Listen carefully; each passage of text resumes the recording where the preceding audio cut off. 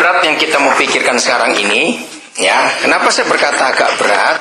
Saudara, masih cukup banyak orang Kristen yang belum mengerti konsep ini. Konsep apa itu? Bahwa sebetulnya siapapun kita, ya. Bukan artinya nggak harus yang penginjil atau hamba Tuhan atau pendeta, tidak. Pokoknya siapapun kita yang dipanggil dan dipilih oleh Bapa di surga untuk menjadi anak-anak kesayangannya. Saudara, sungguh Tuhan itu tidak mau kita itu hidup hanya untuk diri kita dan keluarga kita saja. Renungkan. Maka itu saya dahulu yang kata ini berat. Ya, lagi sekali saya katakan, Papa yang memanggil kita dan memilih kita itu tidak mau kita itu hidup hanya untuk diri kita dan keluarga kita saja. Sebetulnya hal yang terbesar dalam hidup kita itu adalah dipanggil, dia panggil, dia pilih untuk menyelesaikan pekerjaannya. Saya tidak tahu berapa banyak di antara saudara yang pernah memperhatikan sejarah Inggris. Kira-kira sampai tahun 70-an. Itu di Inggris, ya. Itu kalau orang tanya, kamu kerja apa atau kamu profesi apa? Itu nggak pakai kata itu. Selalu berkata, what is your calling? Pernah tahu nggak kata itu? What is your calling? Ada yang pernah dengar nggak? Saudara, itu luar biasa. Nah, kata what is your calling itu betul-betul bahasa Alkitab. Artinya panggilanmu itu untuk apa? Waktu saya membaca sejarah itu bilang, wah, luar biasa. What is your calling? Jadi betul-betul kita ini hidup, saudara, bukan untuk diri kita dan keluarga kita saja. Kalau kita hidup, bagi yang belum menikah, saudara nggak hidup hanya untuk diri sendiri. Kalau kita sudah berkeluarga, kita nggak cuma hidup untuk keluarga kita sendiri. Masing-masing kita tuh punya calling dari Bapa di surga, katakan amin. Dan itu harus kita perhatikan baik-baik. What is your calling? Apa panggilanmu? Itu kata yang luar biasa. Baru tahun ini saya melihat di Indonesia, ya Lebaran, mereka pakai kata holiday, baru kali ini. Tahun-tahun lalu enggak. Nah, kata holiday, ya itu untuk Natal. Ya, itu sejarahnya dari Islam untuk Natal. Memang holy, hari yang kudus. Jadi berapa hari saya kaget juga lihat TV di Indonesia, wih, dia bilang holiday pakai kata itu, baru tahun ini. Nah, jadi betul-betul ya, apa yang Tuhan kerjakan itu tuh punya dampak yang luar biasa dalam kehidupan kita semuanya. Saya nggak tahu sampai tahun 80-an, ya karena saya 81 itu pertama kali keluar negeri. Nah, 90-an sudah mulai nggak ada. Kalau saudara dulu yang tahun 80-an suka keluar negeri, maka kita masuk ke negara-negara yang negara barat contohnya. Itu kalau isi form, ya setelah apa itu family name, ada tulisan apa enggak? Christian name. Ada kata itu. Dan itu luar biasa. Ini nggak bicara soal agamanya, tidak. Tapi inilah yang Tuhan mau dalam kehidupan kita, bahwa hubungan kita dengan Bapa di surga sebagai pencipta alam semesta itu harus punya impact yang besar untuk sekitar kita. Kita memang tidak akan memaksa kembali hal-hal ini, apa itu kata-kata atau istilah-istilah Kristen kita pakai, tidak. Tapi value, betul ya? Nilai-nilai kekristenan itu harus kita nyatakan dalam kehidupan kita. Lebih-lebih kalau saudara ada di tengah lingkungan orang-orang yang belum percaya Tuhan Yesus. Jadi kita itu dipanggil bukan hanya untuk hidup buat diri kita sendiri. Kalau kita percaya Tuhan Yesus, kalau kita terima janji-janji yang luar biasa juga bukan untuk diri sendiri. What is your calling? Kita itu punya panggilan khusus yang tiap hari harus membawa dampak untuk orang-orang di sekitar kita. Maka itu sangat salah kalau saudara struggle dalam kehidupan ini penuh dengan pergumulan perjuangan, itu hanya untuk, ya aku kerja berat itu hanya untuk anak-anakku. Salah. Kok nggak ada yang ngamen? Karena ada. Kenapa? Saya bingung. Oh bingung, oke. Ada yang bingung katanya. Jadi kita ini nggak hidup hanya untuk diri kita sendiri.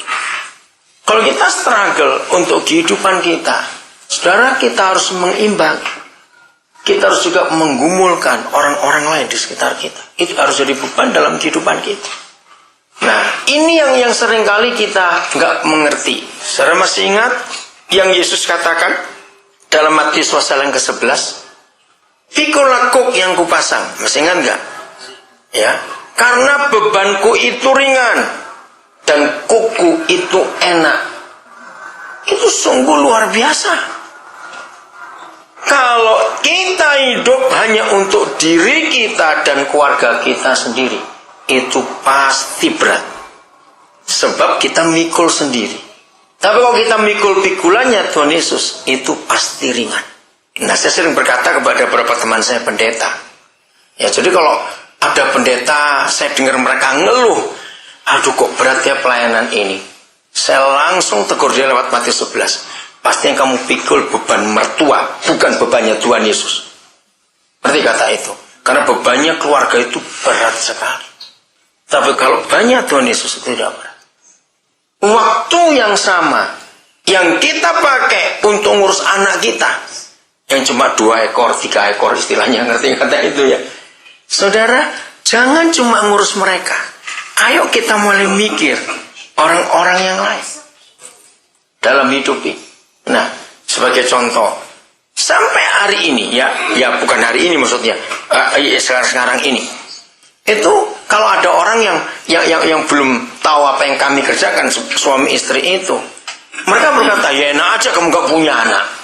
Orang pasti ngomong begitu karena mereka tahu memang kami gak punya anak. Tapi saya ngomong pada mereka, justru anak kami itu lebih banyak pada anakmu. Yang kami pikirkan itu luar biasa. Nah, kenapa bisa begitu?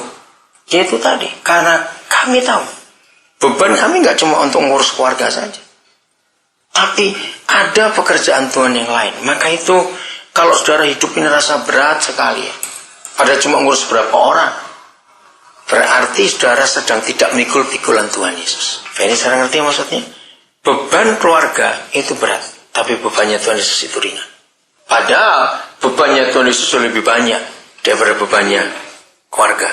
Oke? Saya ambil contoh. Mari kita buka Nehemia pasal pertama. Kitab Nehemia pasal pertama. Nah, ini contoh. What is your calling? Panggilanmu itu apa? Nehemia sudah enak-enak kerja, ya, sebagai pegawai negeri lah, ya, karena dia kerja di pemerintahan. Riwayat Nehemia mulai ayat 1, Nehemia 1 mulai ayat 1. Riwayat Nehemia bin Hakalia pada bulan ke-10 tahun ke-20. Saya lupa ke-10 bulan yang keberapa dalam hitungan Yahudi ya. Ketika aku ada di Puri Susan. Jadi masih ada di kerjaannya itu sebagai pegawai kerajaan. Datanglah Hanani, salah seorang dari saudara-saudaraku, dengan beberapa orang dari Yehuda. Aku menanyakan mereka tentang orang-orang Yahudi yang terluput, maksudnya nggak ikut ditawan, yang terhindar dari penawanan, dan tentang Yerusalem. Jadi tanya semuanya kabar itu.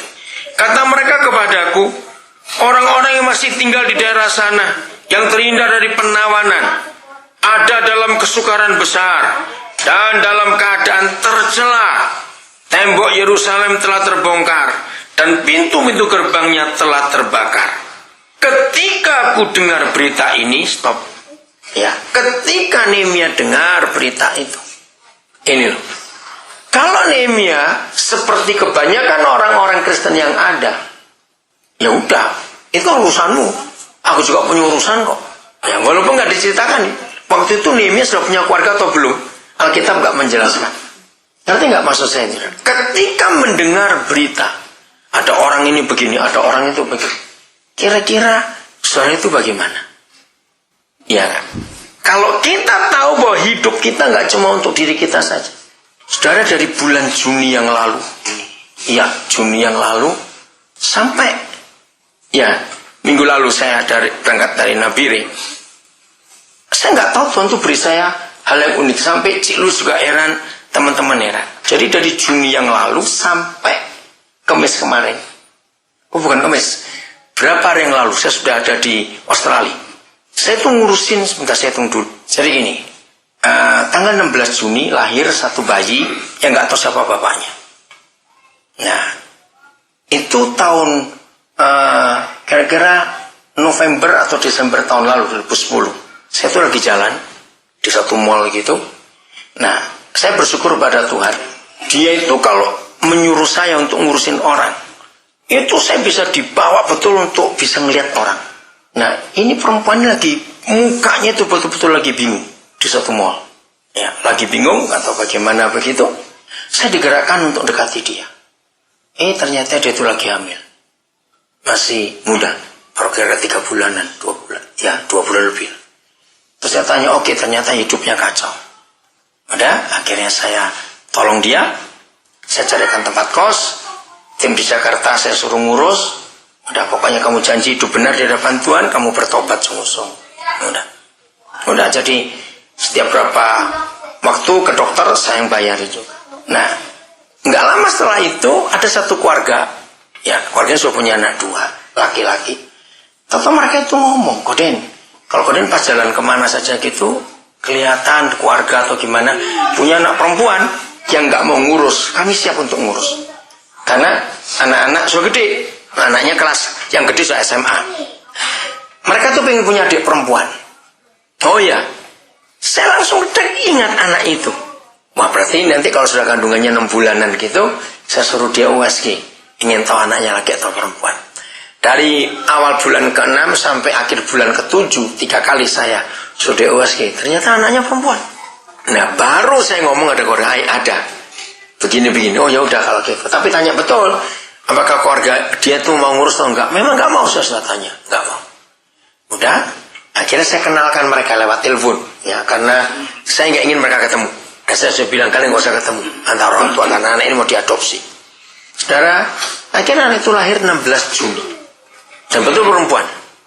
Nah, tiba-tiba Roh Kudus ngasih hikmat. Cepat minta akte nikah 2 orang itu untuk di-fax. Ya, langsung dikasih ke rumah sakit. Nah, saya bilang memang pada anak ini, jadi kalau memang betul kamu sudah nggak mau, jadi minta di pihak rumah sakit biar langsung atas nama orang ini.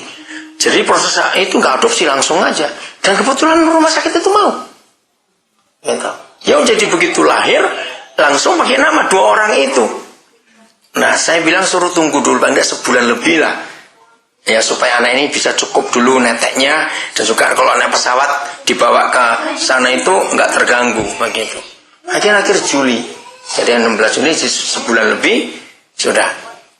Saya ada orang yang mau ke sana, saya titipkan, dan kamu bawa. Luar biasa Tuhan itu. Nah, pertengahan Julinya, saudara, saya ditelepon ada 2 anak yang dibuang oleh orang tuanya.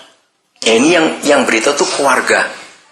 Jadi saya tanya, kemana bapak ibunya? Mereka nggak nikah. Terus nggak tahu tuh. Si perempuan tuh bawa lari anak ketiga. Nah, bapaknya ini sopir apa itu angkot. Ya udah, umur berapa? Umur 6 tahun dan 4 tahun, laki-laki. Ya udah, saya dikasih, saya ambil. Saya urus semuanya. Nah, begitu dengar, saya sudah beli tiket untuk 2 anak ini. Untuk saya bawa ke Nabire. Itu sama si Luis kami berangkat. Bapaknya itu nongol.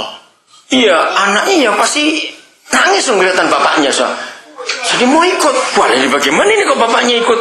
Padahal ada keluarga yang mau ngambil itu. Wah, cari tiket juga sulit karena mendadak. Tuhan tuh baik sekali, Tuhan bisa full. Tempat itu full. Pesawatnya. Akhirnya saya dapat hikmat. Karena ini anak nggak mau pergi. Lihat tiket gimana? Dia buang 2. Dan juga di kota itu, ini bukan kota itu. Bapaknya mau tinggal di mana sama 2 anak? Waktu tinggal 1,5 jam. Pesawat sudah full. Foto saya dapat hikmat. Saya ngomong pada petugasnya, boleh nggak? Kalau yang nomor 4 itu tadinya harganya child fair. Kan sudah 4 tahun. Saya minta ganti infant supaya bisa dibangkuli bapaknya. Kan dia punya seat sendiri. Wah, agak berat Pak, karena sudah besar, maksud digendong di masuknya itu. Ya tapi kan bapak tahu sendiri, anak ini nangis, mau berangkat loh, bapaknya nggak mau ikut. Jadi bapak itu nggak bawa apa-apa, cuma pakaian gitu aja yang nempel di badan itu. Karena dengar anaknya mau dibawa, atau muncul, saya juga kaget dari mana ini munculnya orang ini. Oke, puji Tuhan, Tuhan baik. Tapi masalah kedua, uangnya nggak cukup. Kalau itu, waduh bagaimana? Mereka nggak mau terima kartu, nggak tahu diatur bagaimana sampai Arpotex saya nggak bisa bayar lagi kan nggak ada duit. Dibayar di petugas itu. Oke Pak, kalau saya lewat sini saya akan bayar nanti. Saya janji begitu sama dia. Udah saudara, akhirnya kami bawa urus. Wah, tuan jamaah mereka. Nggak sampai 2 minggu. Toto, ya bukan istri, karena mereka itu nggak menikah. Dengar kabar kalau si laki dan 2 anak ada di Nabi, mereka menyusul. Ya puji Tuhan, datang aja. Jadi mereka reuni lagi, bisa kumpul. Nah, hari-hari ini mereka sedang dikonseling untuk pernikahan. Modelnya kan anak-anaknya bisa sekolah tempat kami. Itu contoh. Terus ada satu janda dengan 3 anak, itu dari Depok. Kalau saudara pernah lihat TV Solusi ya, yang ada program Kristen tuh. Ya, itu ada salah satu TV, SCTV namanya, punya program itu. Nah, ini keluarga Islam. Terus melihat acara Solusi di TV, dia telepon. Nah, begitu telepon biasanya didatangi oleh tim TV ini yang Kristen. Nah, ternyata salah satu tim dari TV itu adalah anak saya. Begitu mereka kunjungi ke rumah janda ini, ya ampun, rumahnya kecil betul dengan 3 anak. Sudah nggak bisa sekolah juga. Langsung dia telepon saya, "Pap, ada orang begini. Ya udah, mana nomor teleponnya, coba saya hubungi. Nah, mau nggak ikut ke Nabire? Dan kan cerita, akhirnya mereka berangkat berempat sudah. 3 anak langsung sekolah di sekolah kita di Nabire, dan ibunya sekarang jadi tukang masak di asrama. Dan mereka senang sekali menemukan kehidupan itu. Sudah berapa itu? 2 anak, 4, sudah 5. Nah, terus berapa minggu yang lalu, saya dapat telepon dari Sangir. Ada anak umur 8 tahun, yatim piatu. Jadi mereka itu heran, kenapa sekarang kok banyak anak titipan ini? Ya udah, saya suruh bawa ke Manado dulu. Pas ada tim kami dari Nabire ke Manado, coba dicek. Kalau memang beres semuanya nggak ada apa-apa, ya silakan kami terima. Anak itu sudah datang lagi. Ngerti nggak maksudnya? Kalau saudara dengar berita apa saja, apa reaksi kita? Apa tanggapan kita? Ketika Nehemia dengar berita tentang Yerusalem, ketika Nehemia dengar tentang keluarga-keluarga Yerusalem hancur seperti itu, dia bisa cuek nggak? Jawab, dia bisa nggak cuek? Nggak urusan. Bisa aja. Nah, tapi dia enggak. Nah, ini yang Papa mau. What is your calling? Apa panggilan? Saudara, kalau kita hidup sungguh-sungguh dengan Papa di surga, panggilan kita nggak cuma untuk ngurus diri kita dan keluarga kita saja. Kita harus punya hati yang lain kalau Papa memberikan sesuatu. Kita baca selanjutnya, ayat yang keempat, masih keempat ya. Ketika ku dengar berita ini, duduklah aku menangis dan berkabung selama beberapa hari. Aku berpuasa dan berdoa kehadirat Tuhan semesta langit. Bayangkan, berpuasa, berdoa, mencari kehendak Tuhan, mau diapakan orang-orang itu. Ingat, Nehemia sudah punya posisi bagus. Bisa saja dia cuek, gak urusan. Untuk apa? Tapi dia mencari kehendak Tuhan. Kataku, ayat 5, ya Yahweh, Tuhan semesta langit, Tuhan yang maha besar dan dahsyat, yang berpegang pada perjanjian dan kasih setianya terhadap orang yang kasih kepadanya. Saya nggak usah baca selanjutnya. Saudara, jadi Nehemia betul-betul struggle. Ini yang luar biasa. Bukan untuk dia. Ini pun cuma saudara, sebangsa saja, sama-sama orang Yahudi, nggak ada urusan apa-apa. Nah, dia cuma pegawai juru minuman saja. Berapa besar gajinya? Mau bangun tembok lagi. Negara yang seperti itu mau uang berapa banyak? Sudah nggak mikir apa-apa. Lihat kalimat terakhir ayat 11. Saya baca ayat 11-nya. Ya Yahweh, berilah telinga kepada doa hambamu ini, dan kepada doa hamba-hambamu yang rela takut akan namamu, dan biarlah hambamu ini berhasil hari ini dan mendapat belas kasihan dari orang ini. Ketika itu aku ini apa? Juru minuman raja. Nah, cuma itu berapa gajinya? Artinya kalau raja nggak haus, dia nggak kerja, cuma tunggu raja haus saja. Lalu melihat beban sebesar itu, apa yang dia buat? Ya udah, dia cuma doa. Dia nggak ngomong apa juga nggak ngerti.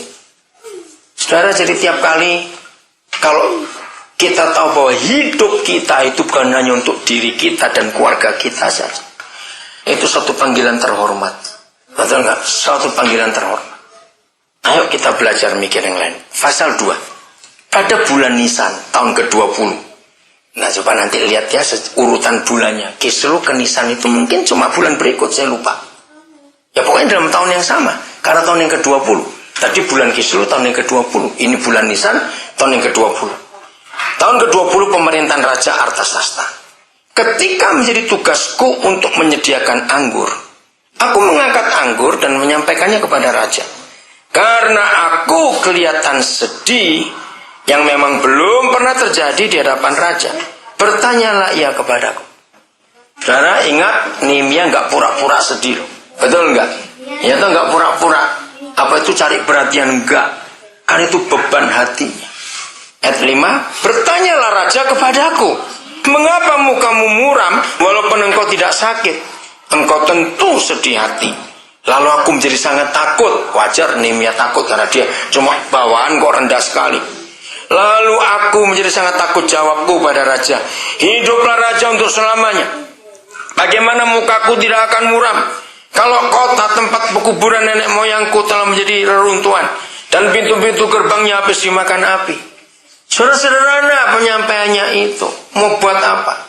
Lalu kata raja kepadaku, jadi apa yang kau inginkan? Wih, kaget Nehemia. Nah, disitulah pintu terbuka. Sampai bagian ini saya mau berkata begini kepada semua saudara. Dengar ya. Kalau kita siap untuk mengerjakan apa saja yang Bapak ingin kita kerjakan. Dengar ya. Asal kita sadar bahwa hidup kita nggak cuma untuk diri kita saja dan keluarga kita. Saya akan ulang-ulang terus kata itu. Kita harus tahu yang Tuhan ingin kita kerjakan, nggak cuma untuk keluarga kita. Katakan amin. Dari hidup kita sekeluarga harus punya impact keluar demi kerajaan. Dan apapun yang Tuhan buat, cuma satu tujuannya, orang diselamatkan. Betul? Nggak ada yang lain. Dia cuma mau orang itu diselamatkan. Maka itu kalau kita cuma sibuk, kelihatan sibuk melayani, kata melayani. Tapi kalau kita nggak pernah touch the untouched, ya, kita nggak pernah menyentuh orang-orang yang belum kenal Yesus, sesibuk apapun kita di gereja, sebetulnya masih nol di hadapan Tuhan. Karena dia mau orang-orang itu. Karena untuk itulah Yesus mati. Betul tidak? Selalu untuk orang. Jadi dalam 3 bulan ini, tim kami semua di Nabiri, di Jakarta, di mana tuh heran. Kok tahu mereka bilang papa tiba-tiba ngurusin anak-anak. Dari anak-anak itu orang tua menjadi dijangkau. Luar biasa. Dan kami siap untuk itu. Ayo saudara. Pokoknya orang harus diselamatkan. Nah, jadi ketika papa minta kita untuk dari hidup kita, dari waktu kita, dari apa yang kita punya, bisa menjangkau yang lain. Awas. Jangan berkata gini, Tuhan, untuk kami aja belum cukup, mau bagaimana? Jangan anggap Tuhan minta duit kita. Enggak, saudara, bisa berkata amin enggak? Yang dia minta cuma hati kita. Nehemia ini enggak diminta duitnya. Modal dari mana? Cuma pegawai negeri kelas rendah gitu, suruh minuman raja. Tapi hatinya itu. Nah, seperti saudara kenal saya. Uang dari mana? Saya nggak pernah mikir. Kalau Tuhan suruh saya buat apa-apa, saya nggak pernah mikir saya mampu atau tidak. Untuk apa mikir itu? Memang saya nggak mampu. Tapi yang penting hati itu siap. Nah, inilah Nehemia. Jadi ini perkataan raja. Apa yang kau inginkan? Maka ku berdoa kepada Tuhan semesta langit. Kemudian jawabku kepada raja, jika raja menganggap baik dan berkenan kepada hambamu ini, utuslah aku ke Yehuda, ke kota pekuburan nenek moyangku, supaya aku membangunnya kembali. Nehemia cuma minta izin, gak minta apa-apa. Saudara nanti kalau di rumah baca ya, karena gak ada waktu. Mengagetkan sekali. Nehemia gak disuruh cuti saja. 3 hal yang saya temukan. Yang pertama, dia cuti sesukamu. Jadi mau kapan aja balik-baliklah sampai selesai bangunan itu. Bayangkan, perusahaan mana mau pegawainya cuti seenaknya begitu? Milik engkongnya aja nggak bisa seenaknya begitu. Betul nggak? Ini yang kedua. Ditawari, kamu perlu apa? Kaget dia. Yang ketiga, hebat. Raja Artasasta memberi surat jalan. Supaya semua wilayah kerajaan dan bupati yang dilewati, suratnya ditunjukkan. Dan masing-masing penguasa harus memberi sumbangan. Entah itu apa. Bayangkan, saudara. Jadi saya harap saudara nggak cuma kenal saya selama ini, tapi saya harap saudara pun mengikuti iman ini. Katakan amin. Tuhan tidak melihat apa yang kita punya. Dia tahu kok kita nggak punya. Dia mau lihat hati kita, mau nggak kita melangkah. nanti dengan sendirinya fasilitas akan Tuhan beri. Katakan amin. Nehemia cuma berdoa. Nah, saudara tahu kata compassion? Dia cuma punya compassionate. Mendengar berita itu, dia nggak diam. Dia mulai mikir, bagaimana ini? Nah, saya lanjutkan ayat yang ke-6. Lalu bertanyalah raja kepadaku, sedang permaisuri duduk di sampingnya. Ya, ada istri raja. Berapa lama engkau dalam perjalanan? Dan bilakah engkau kembali? Lihat ditanya toh. Dikasih. Dan raja berkenan mengutus aku, sesudah aku menyebut suatu jangka waktu kepadanya. Berkatalah aku pada raja, jika raja menganggap baik, berikanlah aku surat-surat bagi bupati-bupati di seberang sungai Efrat, supaya mereka memperbolehkan aku lalu sampai aku tiba di Yuda. Cuma minta izin surat jalan supaya diizinkan. Ternyata suratnya lebih daripada surat jalan itu. Seterusnya, mana tadi? Pula sepucuk surat bagi Asaf, pengawas taman raja, supaya dia memberikan aku kayu untuk memasang balok-balok pada pintu-pintu gerbang di benteng bait suci, untuk tembok kota dan untuk rumah yang akan kudiami. Dan raja mengabulkan permintaanku itu, karena tangan Tuhanku yang murah melindungi aku. Seterusnya saya nggak usah baca. Jadi dalam mulai hari ini, masing-masing kita, saudara, kalau Bapa memberikan kita beban, memberikan kita tugas tanggung jawab, jangan pernah kita berkata, Tuhan maaf aku nggak punya waktu, Tuhan maaf aku nggak punya duit, Tuhan maaf aku cuma masih kurang, Tuhan maaf keluarga aku cuma masih begini. Jangan berkata begitu. Amin. Kerjakan apa yang Papa ingin kita kerjakan. Pokoknya jiwa-jiwa diselamat dengan apa saja cara yang Tuhan mau kerja. Nah, sebetulnya ini, hati ini harus dimiliki oleh semua orang yang mengaku percaya Yesus. Oh, nggak ada yang amin? Ya harus. Karena begitu kita percaya dia, kita jadi muridnya. Yohanes 4 ayat 34. Silakan salah seorang baca. Yohanes 4 34. Ton siapa ambil file-nya? Yohanes 4 ayat 34. Ayo. Salah seorang boleh baca. Nanti lihat sungguhnya ya. Maksudnya kalau ada yang beda dari Indonesia, tolong bacakan dulu bahasa Indonesia. Udah? Kata Yesus kepada mereka, makananku ialah melakukan kehendak Dia yang mengutus aku dan menyelesaikan pekerjaannya. Ya. Makananku. Saudara, kata makanan ada dua artinya. Satu, itulah kekuatan hidup kita. 4:34. Itulah kekuatan kehidupan kita. Ternyata kekuatan kehidupan kita bukan cuma makan vitamin, makanan yang sehat, tapi melakukan kehendak Bapakku. Kehendaknya apa? Cuma satu. Semua orang diselamatkan. 1 Timotius 2 ayat yang keempat. Yang kedua, kita nggak boleh cuma makan. Dalam hidup, makan, dan exercise, penyakitnya numpuk. Nah, exercise-nya apa? Dan menyelesaikan pekerjaan Dia yang mengutus aku. Itu exercise-nya. Arti kedua kata makanan, itu memang, ya kekuatannya, yaitu kerjaan sehari-hari. Misalnya, maaf sebagai sopir taksi, kerja mesti jam segitu bangun, seharian mesti begitu. Wah, kalau kita ngeliat pasti nggak sanggup. Tapi kalau dia sudah biasa, itu makananku sehari-hari. Berarti nggak kata makananku sehari-hari artinya? Ya, memang itu kerjaanku. Nah, sekarang apa makanan kita? Yang boleh lihat ya, Ton? Jesus said to them, my food, nourishment, is to do the will. Nourishment, ya. Yeah, nourishment. Is to do the will or pleasure of Him who sent me and to accomplish and completely finish His work. Ya. Nourish itu kata yang bagus sekali, membuat kita lihat. Sungguhnya ada bedanya? Sama ya. Nah, jadi saudara, apa makanan kita tiap hari? Ya, itu yang membentuk kita. Kalau yang kita buat hanya melakukan kehendak Bapa. Kehendak Bapa apa? Coba baca itu 1 Timotius 2 ayat 4. Cuma satu. Hanya ada satu ayat dalam seluruh Alkitab yang memberitahukan kita apa kehendak Bapa. 1 Timotius 2 ayat yang keempat. Bisa dapat silakan baca. Yang menghendaki supaya semua orang diselamatkan dan memperoleh pengetahuan akan kebenaran. Yang menghendaki supaya semua orang diselamatkan. Jadi kalau Yesus berkata makananku ialah melakukan kehendak Bapakku, ya cuma itu kehendaknya, menyelamatkan semua orang. Jadi biar saudara punya hati yang rakus. Kalau melihat orang belum diselamatkan, rakus betul-betul. Kita rindu mereka mengalami zaman Tuhan dalam hidup. Untuk apa saja? Dan di situ kita harus all out istilahnya. Apa saja demi kehendak Bapa itu terselesaikan. Dan exercise-nya menyelesaikan pekerjaan Dia yang mengutus aku. Kalau itu yang kita kerjakan tiap hari, saudara, sungguh dahsyat. Tiap hari kita nggak rasa berat dalam hidup. Tadi siang saya sempat ngomong-ngomong dengan Kurnia. Terus apa kalian nggak takut? Enggak, itu karena itu merasa ringan. Betul-betul merasa ringan. Dan itu luar biasa. Hebat sekali Bapak kita kalau Dia memberi beban kita. Tanya bebannya betul-betul ringan.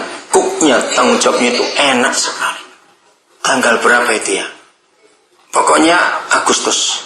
Ya, kira tanggal 8. Saya baru pulang dari penjara. Panggilan pagi, jam 6. Saya sampai rumah setengah 8. Baru mau makan. Tahu datang satu keluarga pendeta yang saya kenal. Dan memang sudah lama gereja mereka itu punya masalah. Sangat berat masalahnya. Pagi itu jadi nggak sempat makan. Jadi Cik Lu supaya ikut ngomong, mereka anaknya 3. Itu hari Rabu. Mereka sebelum Sabtu harus keluar dari rumah itu, rumah pastori gereja. Sebab gereja dan pastori akan diambil alih. Ini lagi ribut antar gereja. Dan sudah diancam, kalau sampai Sabtu nggak keluar kan kami bakar. Ya ketakutan, memang ngancamnya ngeri betul. Nah, akhirnya Rabu itu dari pagi setengah 8 itu, saya tuh sibuk. Saya sibuk untuk bagaimana menolong orang ini. Kami ada rumah. Nah, 6 atau 7 rumah saya tunjukkan dengan Pak Edu juga kami ngomong. Ternyata nggak cukup. Karena ternyata nggak cuma mereka berlima, ada 2 orang lagi. Waduh, bagaimana ini? Jadi kalau sementara saya gimana? Terus barang-barang mau taruh mana juga? Harus keluar semuanya itu. Saudara, terus Pak Edo itu mikir, memang ada satu keluarga yang kami kenal, orang Kristen juga, tapi sudah pindah ke Jawa. Itu punya properti di satu lahan, pas seberangnya rumahnya Pak Edo, itu luas tanahnya 1.250 meter persegi, ada 7 rumah di situ. 5 rumah petak yang isi 2 kamar, 5 berjejer, itu disewakan, dan 2 rumah besar, betul-betul rumah sendiri, ya 2. Nah, terus mereka juga punya lahan kira-kira 6 hektar. Ya, tapi agak jauh dari Nabire. Kira-kira 30 km begitu. Nah, yang 2 hektar setengah itu sudah ditanami pohon durian, mangga. Wah, pokoknya penuh sudah buah-buahan itu. Nah, mereka itu sudah lama menawarkan untuk kita beli. Tapi kita nggak punya uang. Dia minta 1,3 miliar. Ya, dengan rumah 7 dan tanah seluas itu. Cukup murah. Iya, cukup murah itu. Ya, tapi kami nggak tertarik uang dari mana gitu. Nah, karena sekian rumah diliatin di tim kami itu nggak ada yang cukup. Tahu Pak Edo bilang gini, Koden kan kenal baik sama bapak itu. Gimana kalau kita mungkin sewa dulu berapa minggu supaya ini pendeta bisa ditolong dulu, atau kita pinjam. Pokoknya janji kalau rumah itu laku ya keluar. Wah, ide bagus juga. Saya langsung telepon. Saudara, itu hari Rabu. Langsung telepon. Tuhan kerja luar biasa. Boleh katanya. Sudah senang sekali. Ya, tapi nggak bisa Rebo. Masuknya tunggu Kamis. Akhirnya mereka Kamis angkat-angkat semuanya. Nah, terus Kamis sore itu datang seorang pengusaha. Ya, ke tempat kami. Sore-sore gitu saja, jam 4 kurang dikit lah. Dia dengar masalah itu. Terus dia bilang, kenapa kalian nggak beli saja? Uang dari mana? Itu murah sekali. Loh, saya bisa ngatur lewat bank nanti itu. Yang benar. Dia langsung telepon ke bank. Begitu telepon ke bank, sudah tutup bank jam 4 kok itu. Ya coba, Pak Pendeta sama Bapak kesini aja. Saya ke bank cuma iseng aja begitu. Oh baik, kalau memang gitu nanti kami bisa tolong untuk bisa kredit. Saudara, langsung pimpinan bank dengan bagian kredit dan satu lagi saya nggak tahu bagian apa. Mereka bertiga dengan kami 2 langsung ke rumah orang itu. Nah, ternyata yang jaga itu ditinggali sertifikat sudah untuk dilihat semuanya itu. Mereka kaget juga harga segitu. Yang dititipin itu kan untuk kalau dibeli oleh pesat bilang gitu. Saudara, hari Jumatnya kami dapat kabar diberi 3 pilihan untuk kredit yang sangat mungkin untuk kami bisa mengambil tempat itu. Bayangkan, gara-gara nolong orang itu Tuhan bukakan jalan luar biasa. Nah, tapi kami mikir nanti yang hektaran itu mau dibuat apa? Saudara, saya mau bacakan SMS ini. Tapi kita di kota saya sampai kaget. Ternyata ada satu sekolah Alkitab yang sudah pernah melihat tanah itu. Dan mereka tahu tanah itu sedang dalam proses kami beli. Saudara, terus mereka bilang kami mau beli tanah itu. Hah? Iya loh, makanya kan luar biasa bukan jalan Tuhan. Coba ini ya, saudara kan kaget sekali. Lihat tanggalnya. Karena kemarin saya sibuk, sehingga saya itu nggak sempat baca SMS-nya itu. Tunggu. Oh ini hari Jumat, saudara, maaf Jumat. Saya baru baca siang tadi ini. Aduh, karena sibuk sekali. Nah, Fen, kamu baca Fen, yang kuat. Ya itu tanggal berapa itu ya? Tanggal 26 Agustus. Iya, dia kan baru. Tapi saya baru baca tadi karena aduh saya sibuk bener. Oke, terus? Jumat benar. Ya, terus? Shalom Papi, selamat pagi. Papi, beberapa waktu ini kami ada terus menggumulkan tentang tanah dan saya juga sudah jalan sekali lagi ke SP. Itu lokasinya itu. Dan belum mengubah keputusan untuk kita menggumulkan bangun di tanahnya Pak Sumaidi. Itu yang punya. Terus? Yang kita share itu Papi. Dan saya sedang akan confirm dengan pimpinan kalau kita akan kerjasama dan kami pikir Aras Tamar. Itu nama sekolah kita punya itu. Ambil pakai yang 3 hektar di belakang yang belum digarap saja Pi. Tentang pembayaran kami akan menggumulkan hal. Pi, dukung doa ya supaya teman-teman bisa mau bersatu untuk kita fixkan segera tanah tersebut dan menunggu confirm dengan kedatangan Papi September ini. Lemes rasanya Pi dengan sikap tuan tanah yang sangat memaksa sekali dan terlalu tidak mengerti posisinya. Just pray for me ya Pi. Bingung saya, ibu punya tanah sewa ini kok enggak berubah juga sikapnya. Thanks Papi. Jadi sekolah kita ini sudah berdiri sewa tanah, tapi punya yang punya itu. Nah, saudara, saya sampai kaget. Jadi kan lebih ringan lagi dong cara itu. Memang kita nggak butuh yang jauh itu. Iya. Nah, padahal kan cuma mau nolong pendeta yang diusir ini tadi. Atau kita diberkati seperti itu. Kaget juga. Nah, itu loh caranya. Jadi pokoknya kalau untuk jiwa-jiwa, saudara, untuk orang, jangan pernah ngukur kekuatan diri sendiri. Selalu ukur apa yang Tuhan mau atas kehidupan kita. Nah, kalau mereka bayar ini lebih ringan lagi dong. Nanti itu. Hebat sekali cara bahwa kita nggak pernah mikir. Ya, itulah jalan Tuhan. Amin. Asal jiwa-jiwa itu diselamatkan. Jadi jangan pernah ngukur kekuatan kita sendiri, tapi selalu ngukur apa yang Tuhan mau, yang Dia ingin atas kehidupan kita. Jadi sungguh-sungguh nggak masuk akal. Cuma mau nolong satu keluarga, Tuhan berkati kami seperti itu. Luar biasa. Oke, ayat yang terakhir. Jadi untuk apa saja dalam hidup ini, percayalah bahwa Bapa bekerja dengan cara yang dahsyat sekali. Kita hakim-hakim. Pasal yang kedua ayat 18. Hakim-hakim. Iya, 2 ayat 18. Setiap kali apabila Yahweh membangkitkan seorang hakim, ya seorang savior, ya hakim jangan dipikir itu seperti judge di pengadilan, tidak. Tapi ini seorang pemimpin. Ini saya lebih mudah baca seorang pemimpin. Setiap kali apabila Yahweh membangkitkan seorang pemimpin bagi mereka, bagi umat itu, maka Yahweh menyertai pemimpin itu dan menyelamatkan mereka dari tangan musuh mereka selama hakim itu hidup. Sebab Yahweh berbelas kasihan mendengar rintihan mereka karena orang-orang yang mendesak dan menindas mereka. Jadi begini saudara, Papa di surga tiap kali lihat Hakim-Hakim 2:18. 18. Iya, 2 ayat 18. Jadi gini, Papa di surga itu tiap kali lihat ada orang susah, orang menderita, orang tertindas, orang tertekan, hatinya itu pasti ingin buat sesuatu. Katakan amin. Nah, tapi kan dia di surga sana kan jauh, betul nggak? Tapi kan dia punya representatif. Di mana representatifnya? Di sini, yaitu kita. Saudara pernah sadar nggak kata representatif? Itu 2 kata, represent, menghadirkan ulang. Itulah kita, gerejanya. Maka itu tiap kali dia bangkitkan seorang, dia panggil seorang itu, lagi sekali, what is your calling? Maka Papa akan menyertai orang itu selama dia masih hidup. Demi orang-orang yang ada di sekitarnya. Mendengar rintian mereka itu Papa nggak sadar, nggak tahan mendengar cerita itu. Jadi kalau saudara tanya kepada saya, kenapa sih koding itu gampang sekali buat menolong orang? Saya itu nggak tahu saudara. Saya ini kalau jalan kemana saja, lihat ada orang susah saja, dari wajahnya saya itu nggak tahu betul. Saya harus buat sesuatu atas orang itu. Harus tidak bisa tidak. Nah, itu yang Tuhan inginkan atas kita. Supaya orang-orang itu diselamatkan. Amplified-nya tuh, baca.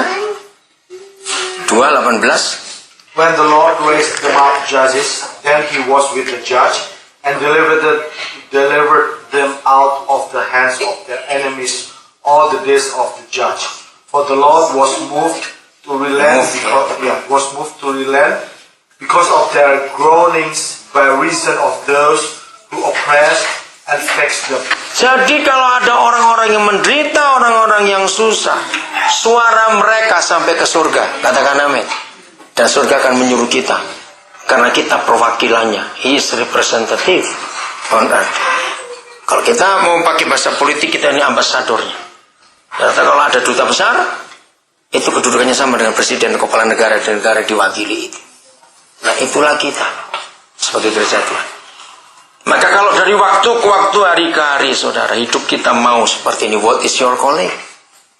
Tuhan pakai kita sebagai His representative. Lalu kita sebagai tangan Tuhan untuk menjangkau mereka. Jadi saudara, ini panggilan Tuhan atas kita. Amin. Jadi mulai hari ini lagi sekali, jangan cuma mikir keluarga kita, anak kita, enggak. Papa panggil kita untuk menyelesaikan pekerjaannya di bumi dan melakukan kehendak. Untuk apa saja.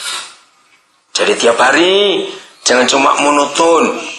Aktivitas kita cuma ayo itu saja. Pagi bangun, vacuum,